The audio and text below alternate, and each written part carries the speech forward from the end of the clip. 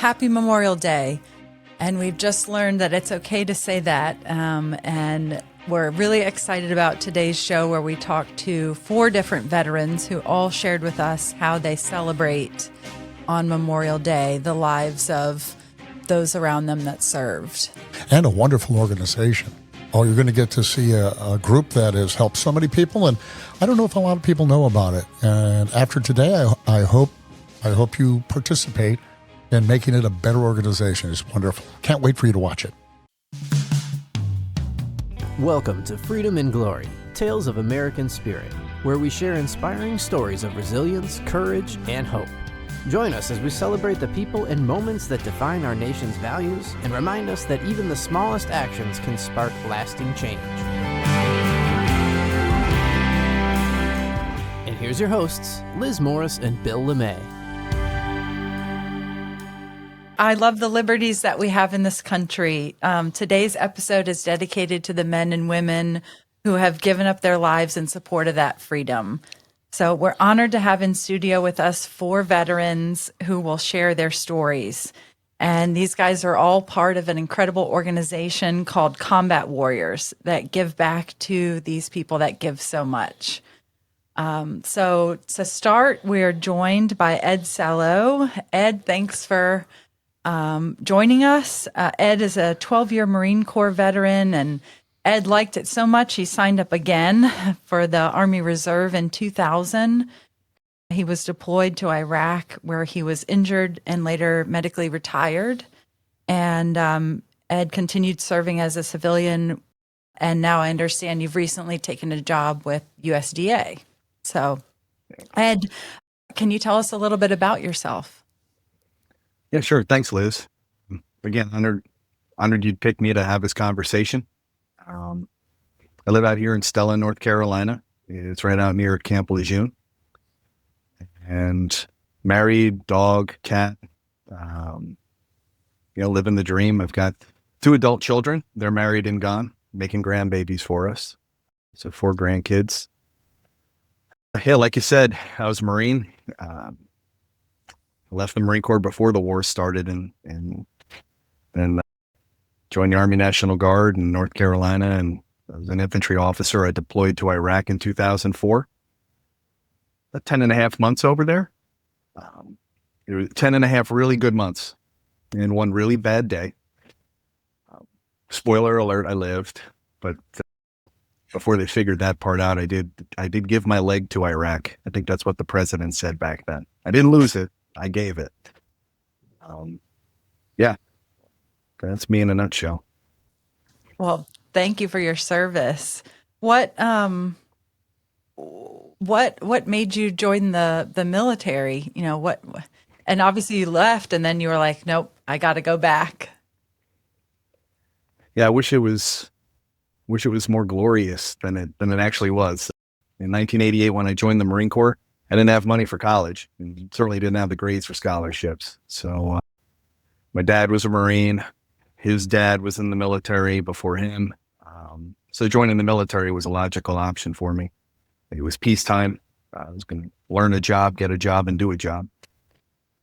Wound up loving it. I re-enlisted a couple of times in the Marine Corps. Yeah, it was good. Then kids were grown enough. We were in a really good community. They had a really good school. I had a marketable skill, so I left the Marine Corps. Then the war started. Joined the Army National Guard. They got deployed to Iraq.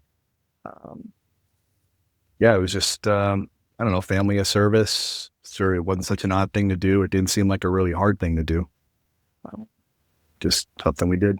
Was it, though? As easy as you thought it might be? Because, there's a big difference between normal civilian life and being a military family and a guy, boots and country. So what was that like for you?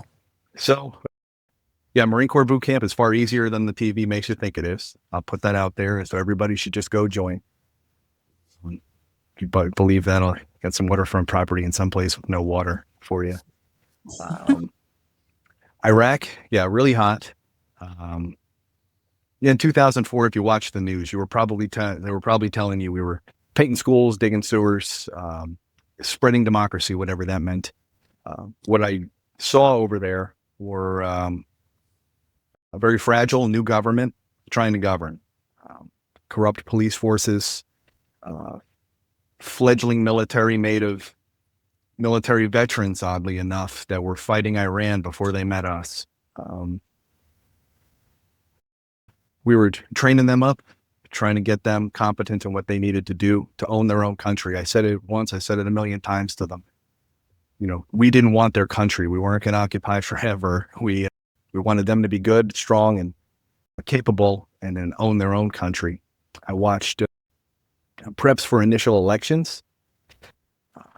So I got hurt in November of 2004, and if you peel back and look through all the history, you'll see, I think it was January or February of 2005, just a few months after I got hurt, we were all watching CNN and watching the women and the men and then the women in that country go into the polls and voting. But we wanted to believe it was a democracy, and they were showing their ink-stained fingers to the cameras, confirmation that they cast a ballot. I'll tell you, rehabbing in Walter Reed at the time, after my injury, that was a bit of a tearjerker. The sense of pride and optimism grew out of that. It was good. You mentioned it. It was on CNN. I mean, the war was covered, wall to wall, and your family's back home. I'm sure they're watching, and you're a part of the story, right? I mean, the reporters were everywhere in Iraq. They really were. How did your family react to that, and how do you, as a dad, and you're over in Iraq, deal with family problems and that family life, and the marriage, and I mean, how did you cope with all of that? How did your family do that? Honestly, I don't know how we did it. It was just, we just did it. You don't know how you're going to react till you're thrown in the fire. And that's what happened with me and my soldiers, their families. We just figured it out. The good news was my family was tucked deep into a Marine Corps community, active duty military folks everywhere. We came from an active duty lifestyle, so it wasn't new to us by any means. You brought up an interesting point about the news cycles. 2 days into Iraq, Specialist Jocelyn Carasquillo from Wilmington, North Carolina, he was killed in a convoy I was in. Roadside bomb got him. And he was a supply clerk in our infantry battalion. He wasn't even a grunt. And rolling down the road, bomb went off, and we lost Jocelyn Carasquillo. At that moment, we had to call in a medevac. I had a situation, repel the enemy, set everything up, security, make sure no more of us got hurt or injured, and get Jocelyn Carasquillo home. But I remember rolling away from that scene after the helicopter took off with Jocelyn, jumping on this fancy little computer system we had in our vehicle, and it had a GPS tracker on it. Not all the vehicles had them, but I had it. And it had an email capability. And I shot a real fast email to my wife. And I said, listen, there's going to be some bad news about North Carolina and Iraq. Please know that everybody is okay. And that happened a few times while we were there. The best we could, without giving away information we shouldn't, but reassuring the families when we could. We took every opportunity. Wow. I mean, I just can't even imagine a situation like that. I'm sure it drew, everyone together around you. What kind of brotherhood, developed with your team? I feel like every day we got stronger. The chaplain in our battalion is Walter Graves he pastored a church in New Bern, North Carolina in his real job. And 1 weekend a month, he was a chaplain. And then a year in Iraq with us. Chaplain Graves was an infantryman in Vietnam. And went through his career, his life, pastor, reverend, and decided to be a chaplain with the North Carolina Army National Guard. We were blessed to have that man because he knew how to talk to us, especially in moments like that. And we knew we could trust him. We knew he understood exactly what we were saying after those events. 10 and a half months. He just, to answer your question, we grew stronger together. built more trust with each other. But I'll tell you, we trained harder every day. No one was going to get hurt because of a lack of training. The enemy gets a vote, but we were going to be the best the enemy ever encountered. Is that a brotherhood that stays with you your entire life? Yeah. And look at social media and the way we can stay connected. We're definitely, we're all still connected. I was a lieutenant at the time. The captain, my company commander, Wes Morrison, he pinned on 1-star general New Year's Day and last year, and then he sent out all the invites to all of us, and we showed up and watched him get that star pinned on. That's 20 years after the fact. So we're coming up on Memorial Day. I'm just curious, from your perspective, I know what a lot of Americans will be doing. I don't know if you probably also join in those festivities, but what does it mean to you? It's got to have a different take than those of us who haven't had the opportunity to serve. The men I knew who died in Iraq when we were there, they would want us to stop mourning and celebrate. Memorial Day is that day where we get to remember them specifically. I honor them in my own special way, but I'll tell you, I'll celebrate with everybody. Not only the liberties of freedom we enjoy, but, the cost. We got to say their names. They gave, and they gave for another country to possibly have those liberties when our country called.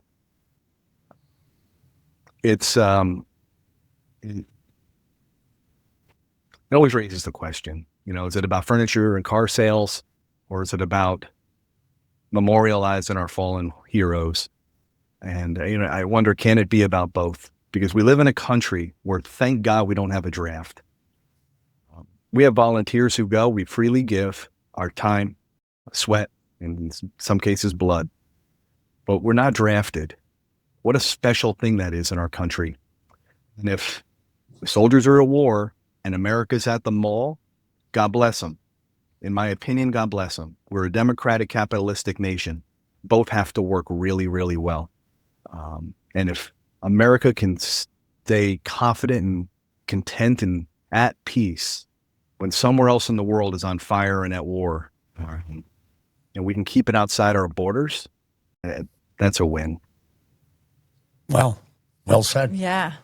Thank you, Ed. I mean, we really appreciate, you sharing your story, and I don't even know how to follow. I mean, I think, what a country we live in to be able to, have the freedoms that we have, and for people like you who gave, gave what you gave your leg, gave for us. So thank you.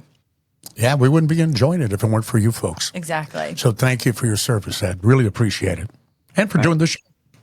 Yeah, and I appreciate you. I mean, telling the story, the media, the whole bit, that's a whole nother piece of the Constitution we can talk about forever, right? Thanks for what you do. Thank you, Ed. We're joined by Chuck Brandon. Chuck, thanks for joining us. Glad to be here. Chuck joined the Army in 1992 and retired from the 82nd Airborne Division with 4 combat deployments. And Chuck, you live in Fayetteville now, and you're also on the board of Combat Warriors. I am. For about a year now. Awesome. Will you tell us a little bit about yourself? Well, like you said, I'm originally a military brat anyway. My dad retired out of Fort Bragg. That's how we ended up in Fayetteville. He retired in 1978, so I kind of grew up there from about 6 years old until I joined the Army in 92. I just turned 20, so I was a little bit late, not coming out of high school. Joined the Army. Wasn't really the path I wanted to take, but I got to a point where I needed to do something, and me and a buddy of mine said, well, let's do it. And turned it into a 26-year career and retired in 2018 back here at Fort Bragg.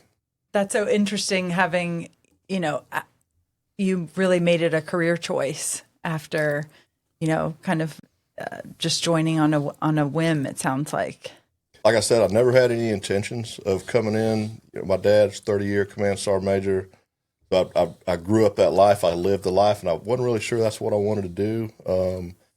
and wasn't really going anywhere. College wasn't my thing at all. I did one semester. I was like, it's just not for me. And a buddy of mine actually called me, and he's like, hey, let's give me a ride to the recruiter. And I was like, let's talk about this for a minute. And he's still my best friend till today. Went and picked him up, went to the recruiter. His dad also retired Command Sergeant Major at Fort Bragg, so we knew a lot about the military. Both of our dads were special operations, been in the airborne community their whole career, so we knew a lot about the military and about the Fort Bragg community.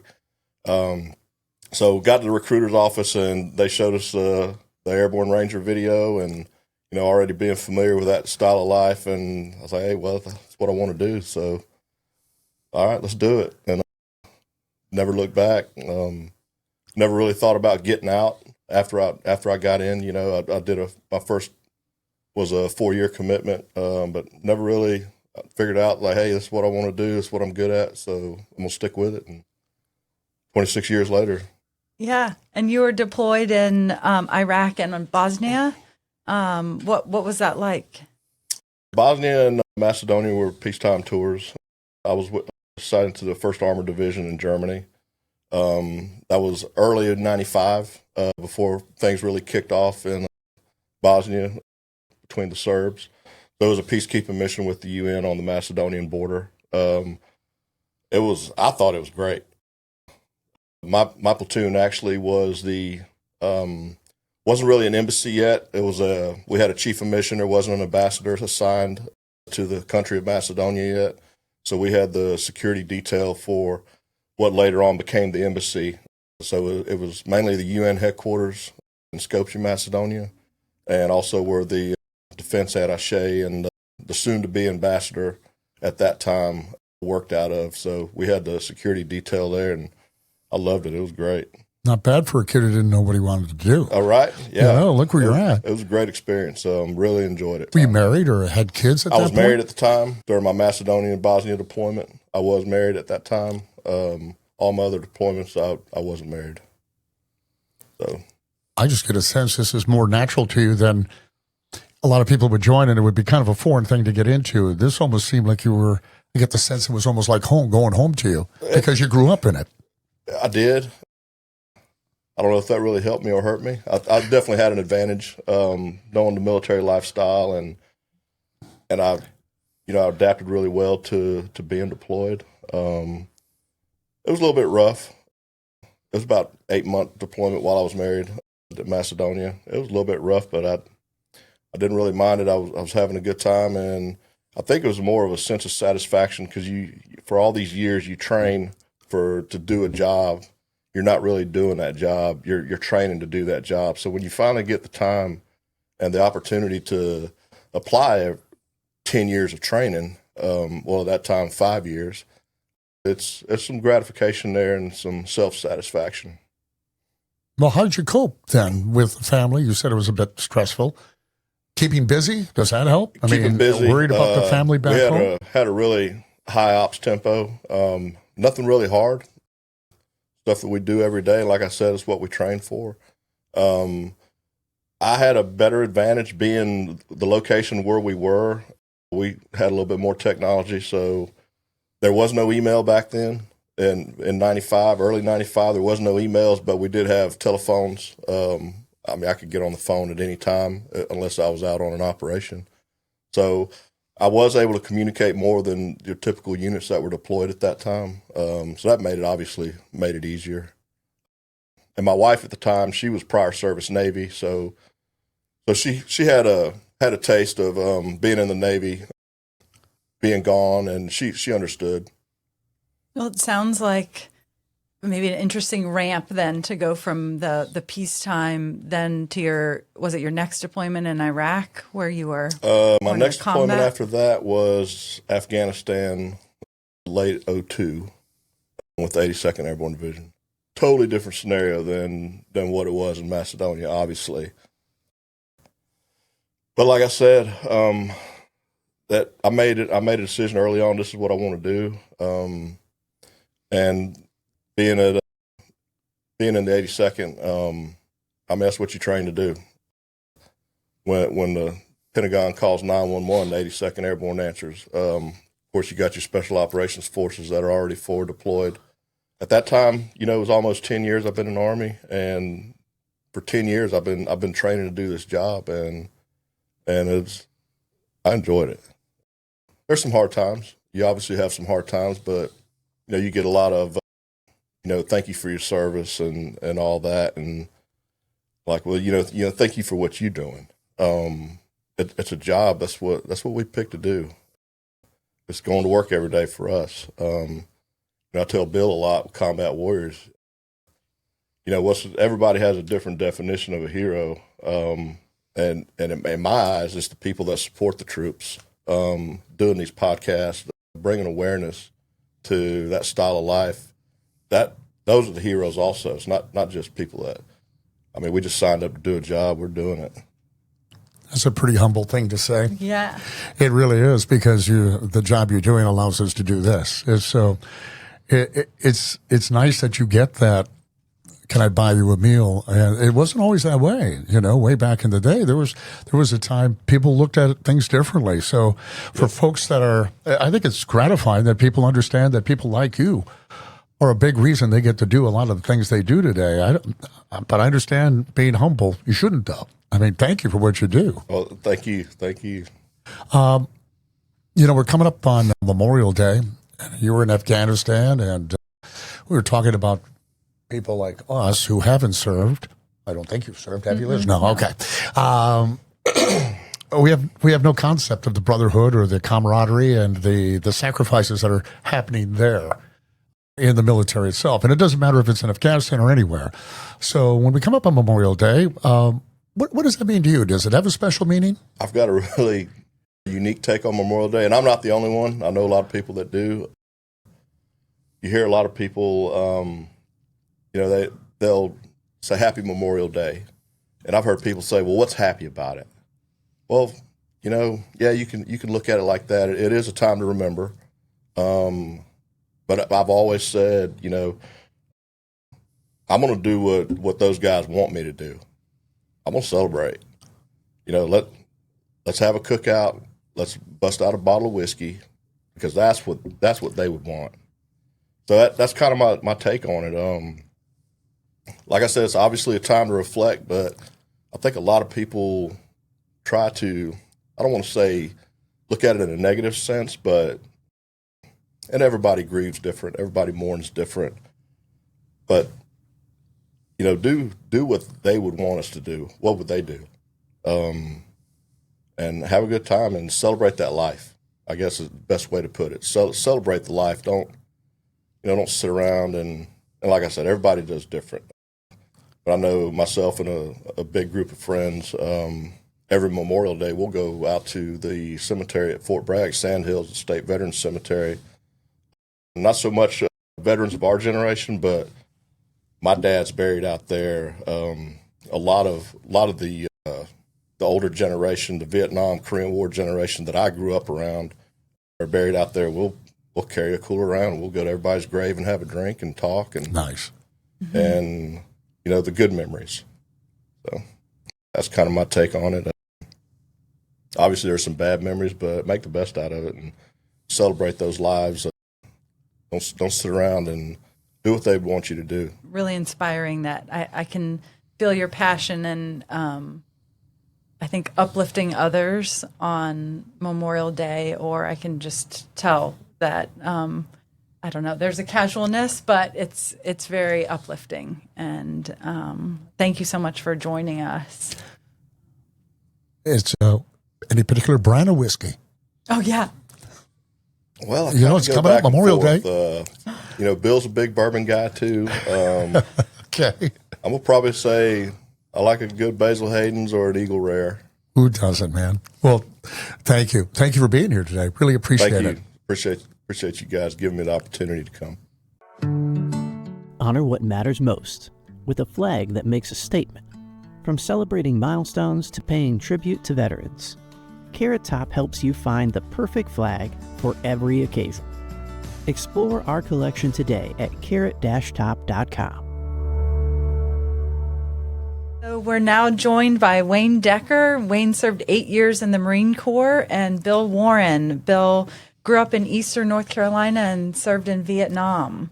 So Wayne and Bill are here with combat warriors. So men and women in the military have given a lot to protect our freedoms. And Bill's created an organization that gives back to them and recognizes their service. So thanks for joining us, you two. Good to be here.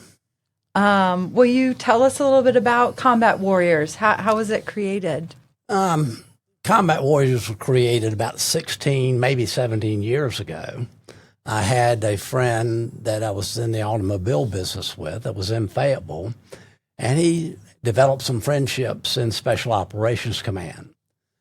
And I got a call from him one day, and he said, "Hey, I need you to help me send some Special Operations soldiers to Winston-Salem. No, to Wisconsin."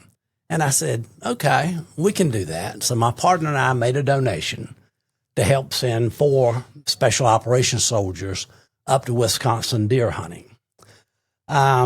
We did that for 3 years. And one day, Steve and I were talking, and we started thinking about my hunting camp that we have down in Englehart, North Carolina. And we decided right then that we were going to do a Englehart duck hunt instead of a Wisconsin deer hunt.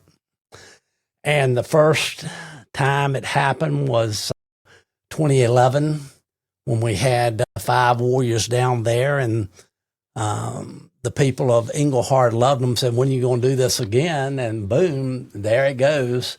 And we said, we can't let this drop. And right then we decided that, hey, we were going to continue to do this. It sounds like kind of an evolution. What is now the goal of the program and the organization? Well, it's always been our goal to provide financial and emotional assistance to warriors that have been in a combat zone and in combat.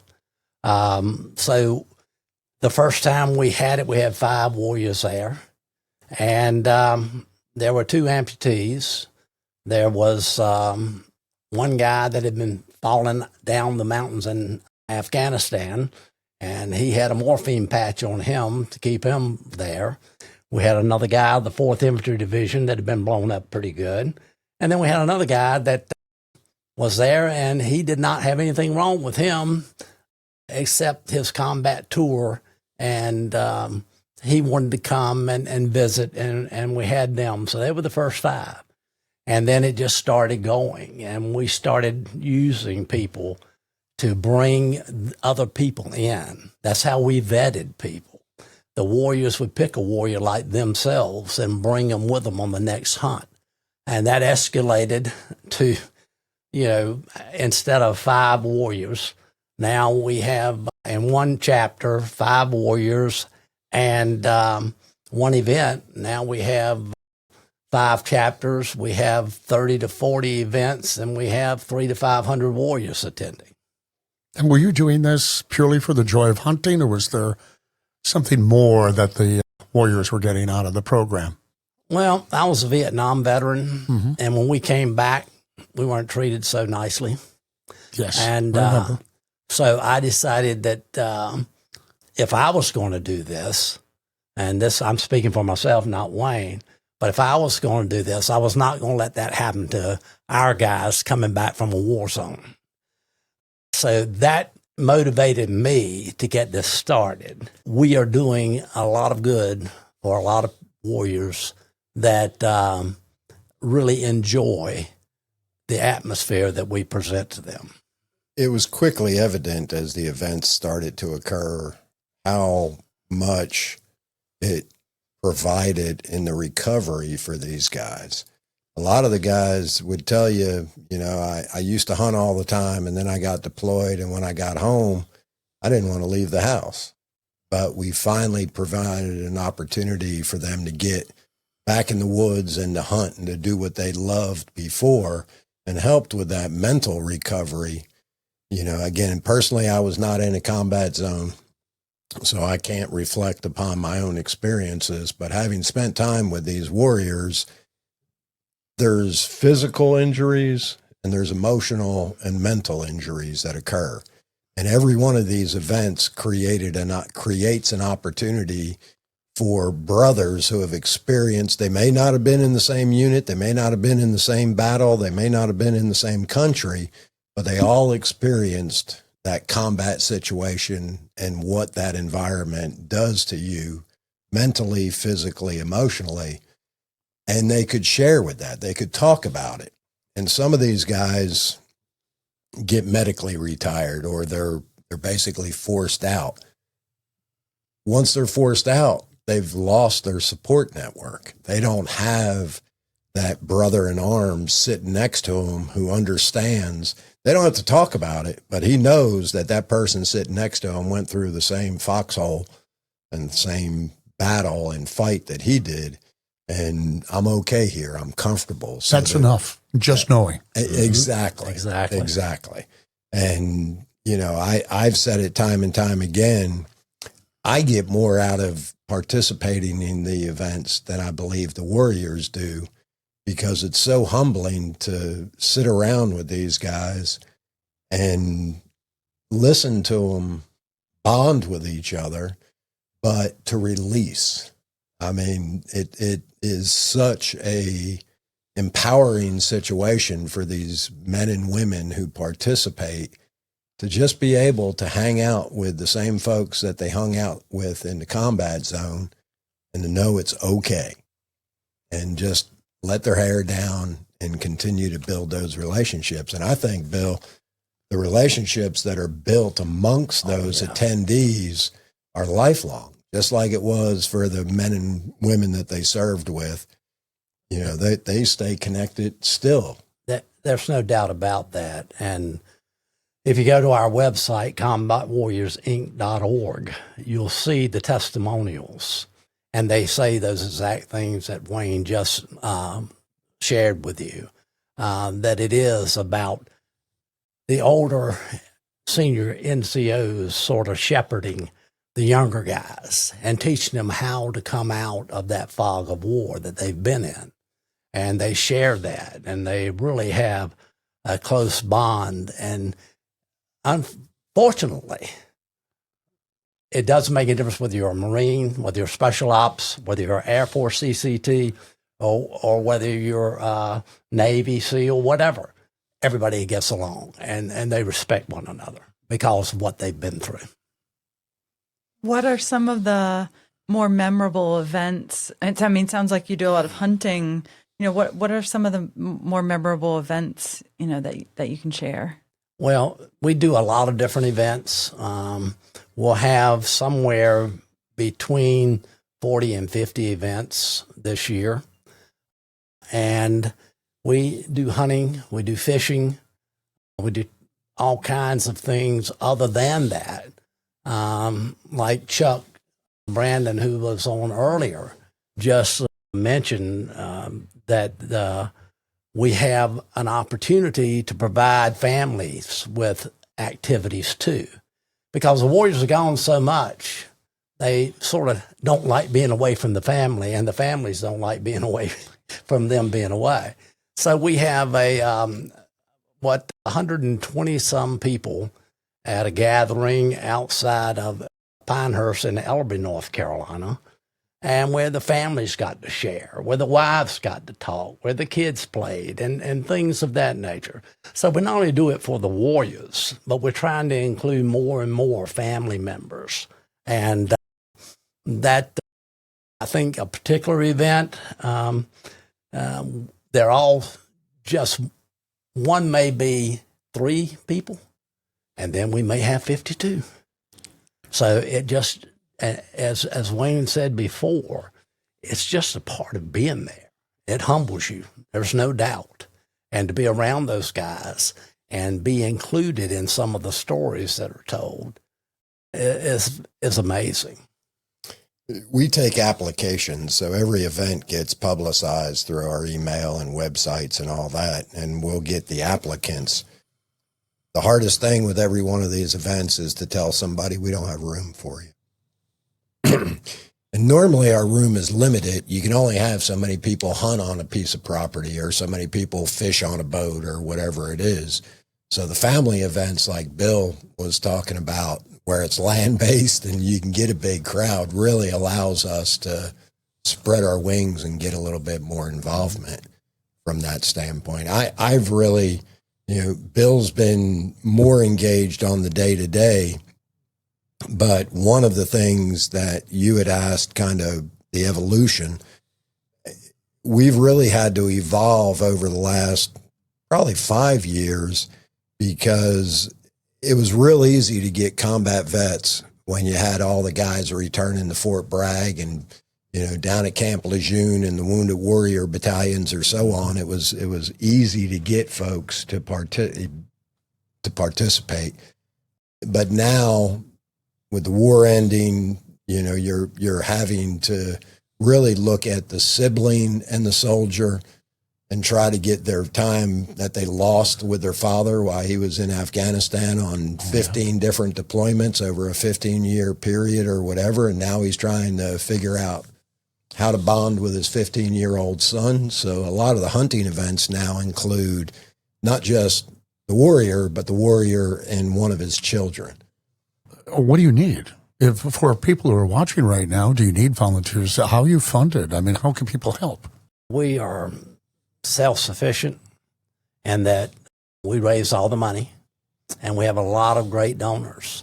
But it is difficult to have an event planned and not have enough money to cover the event. They were the early days, and you had to really work hard to get that covered. Now we've been doing it for a long time, and we have volunteers who every year send us money. So that helps, but it does not fill the whole budget. So we have to have fundraisers and things like that to reach our goals, to provide all these different benefits for these warriors. It is something, it's hard to ask money for yourself, but it's very easy to ask money for the warrior. And none of us get paid. This is all volunteers. And we try to work hard to provide these guys with an atmosphere of love and respect where they can feel it coming in and they can be relaxed from the very start. The funding limits what we can or can't do, the number of programs that we're able to do. As Bill said, we've got some great donors that have been consistent, but every event requires the raising of funds. A couple $100 adds another soldier at the end of the day, or another Marine or SEAL, whatever it may be. Bill used the word self-sufficient. We're self-sufficient because we've got good folks, but those donations continue to become harder and harder for some folks as the economy struggles and so on. So we need more monetary donations than we do volunteers from that standpoint. Is the best way to do that through your website? Yes. Yes. Okay. CombatWarriorsInc.org.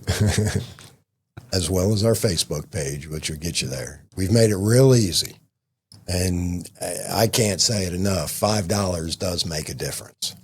So, the ones that make large donations we're extremely grateful for, but it's the $5 and $10 donations that get us across the finish line at the end of the day and allow us to do different things. I mean, I don't mean to keep coming back to when we have these events and the soldier comes to the event, we'll send a gift card to his wife to let her take the family out to dinner or something like that. So we always try to do something not just for the warrior, but for the family that he's been taken care of as well. So, and of course, it all depends on the amount of money we have to do this. We'd like to send all the wives money, or a gift card, but it's not that way. We can send as many as the budget allows us to. So go to the website. I'm sure people always look at the warriors, but there's a whole support network, around them that allowed them to serve and do what they did. And so that's awesome that you all have expanded your efforts. Exactly. And it's all volunteers. It's not It's not about us, it's about the warriors, and the volunteers are the ones that make this happen. They help raise funds. They're out there doing the grunt work to get ready for an event. Like one event we had 52 combat veterans out in a county getting ready to deer hunt in 5 different counties. But it looked like a base camp in Afghanistan.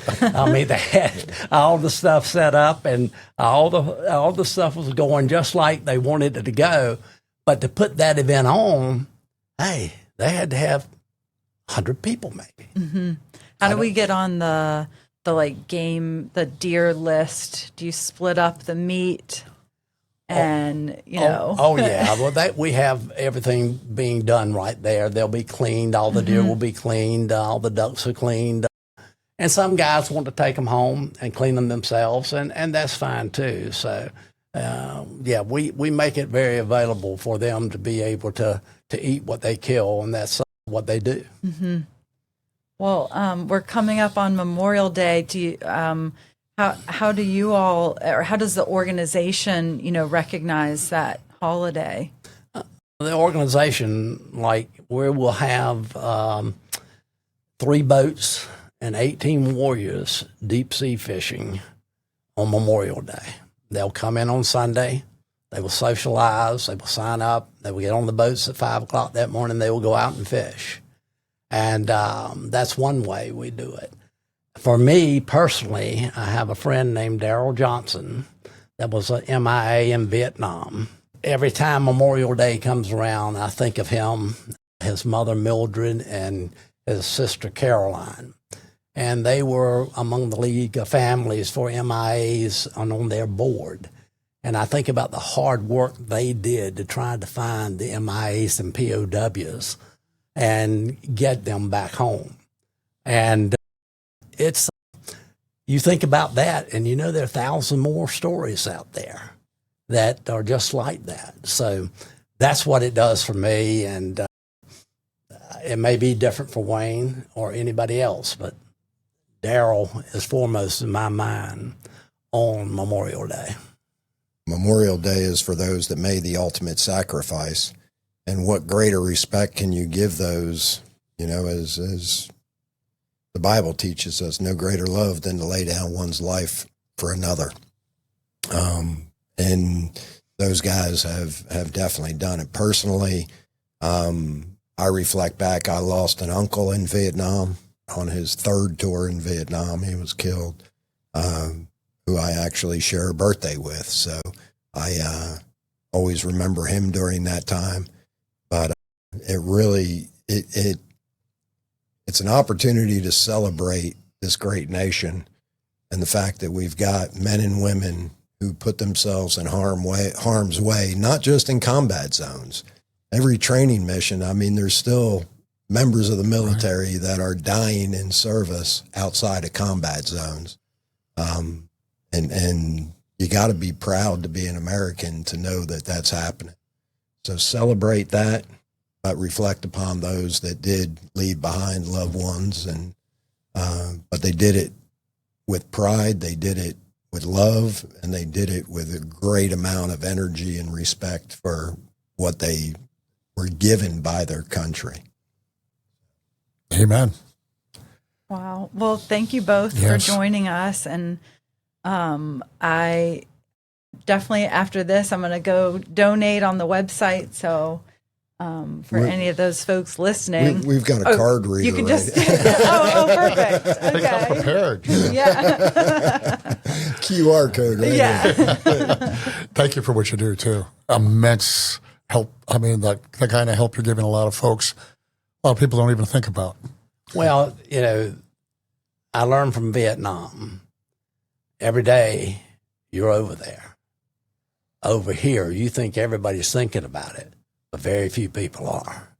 But those involved know what's going on all the time. And so we try to provide for them because they do so much for us to keep our way of life going.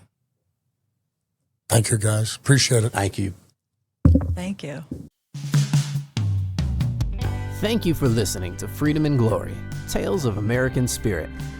We hope today's story inspired you to take action, embrace challenges, and pursue your dreams.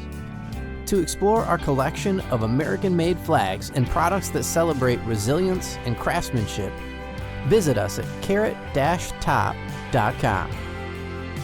That's carrot-top.com. Don't forget to subscribe, leave a review, and share this episode with others who appreciate stories of determination and hope. Until next time, stay resilient and keep your flag flying high.